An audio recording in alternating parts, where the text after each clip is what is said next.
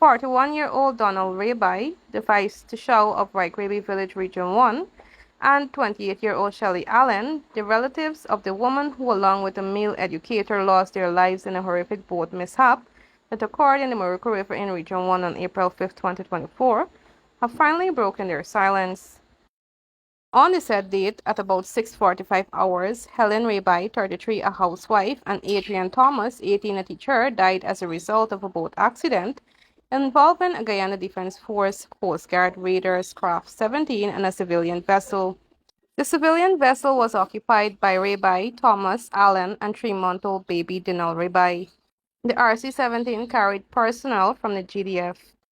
According to initial reports, the two were transported to the charity hospital where they were pronounced dead on arrival. Allen and baby Dinal survived the mishap.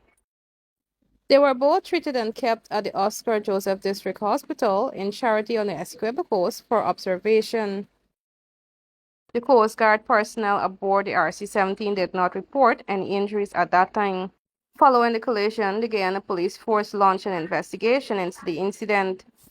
On Friday, May 3, 2024, Allen, who is a niece of Helen, disclosed during an interview with Guyana Daily News what exactly transpired on the said date.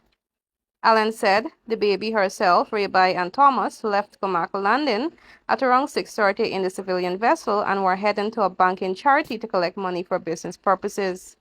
While they were in the Moruca River, the woman said at about 6:45 hours they were making their way around a turn when they spotted the GDF vessel. The civilian boat was captained by Thomas. Yeah, we were coming out to do business on the heartbreak program as well as we left from Kamaka landing 6:30. The accident occurs 6:45 in the Moruca River. As we was coming around a turn, we were on our right hand side coming, and my aunt was sitting on her left and I am was on the right. And when my aunt about to clear the turn, my aunt saw the boat coming. When she saw the boat coming, she hollered for my name. And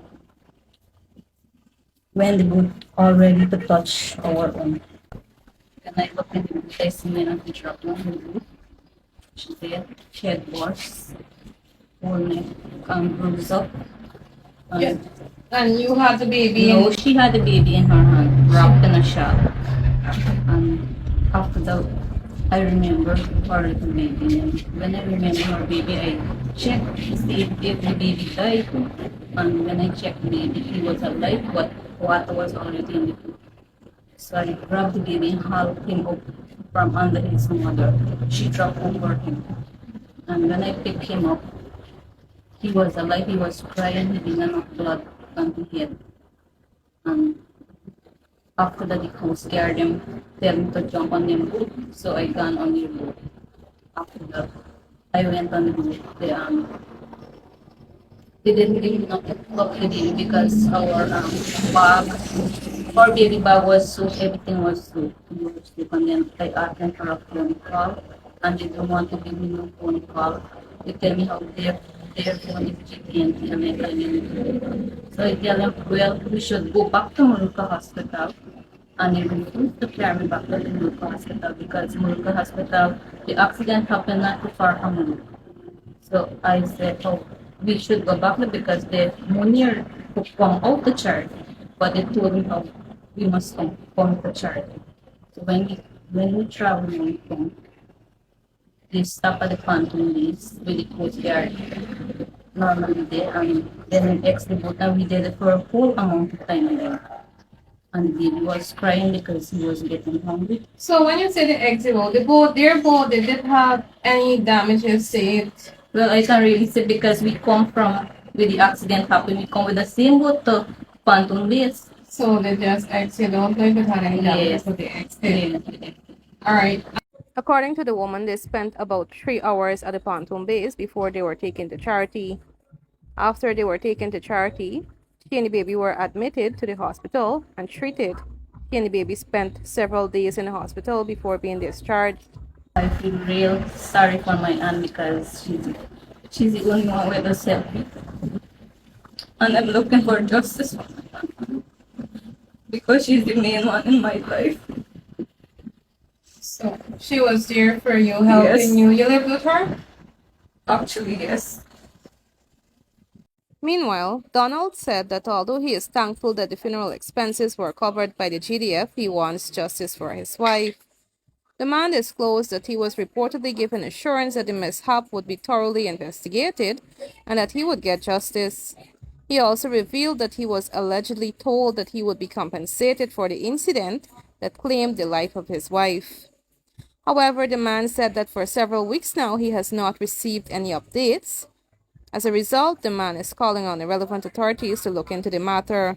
The next day now, which is the 6th, a team come down. Like I said, officers, because a lot of them, from the GDF, from the Coast Guard to the detective, and a lot of them was at the hospital the same. And the chief commander also was there. And they gave me full assurance that they're going to get to the bottom of the story and ensure that I get justice for my children and my wife.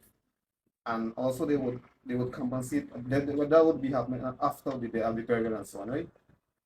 After that, now I take the word. When that happen, I will come out here. Now this, are they okay? Today, like 2 weeks, over 2 weeks ago, come to look after my wife and son. Right? They give me full assurance that all what I hear, thing in process. All that they are here now. And if I make no call, nobody calling me. Nobody calling me. I hear nothing from nobody. I got to make all the calls. And nobody calling me. Tell me how I doing, how the children coping. Because they're supposed to come and counsel the children because I can't talk to the children now. And they suppose they give assurance that when it comes to the children also, nobody is sure up to this moment. Nobody is sure when it comes to the children. Right? And now we the president, and I get frustrated with this thing because I know I try to go through the process then. I don't want to go backtrack. I go through the right process. Like I said, that's what I want to go through. I want to go through the right process that everything was going the right process because everybody put the officials they put in place to look after you, right? So I try to go through the process now. So after seeing the process not working, I decide I said the next process, the next thing I'll do, I will decide to go to the president. Helen leaves to mourn her husband, 5 children, niece, and other relatives and friends.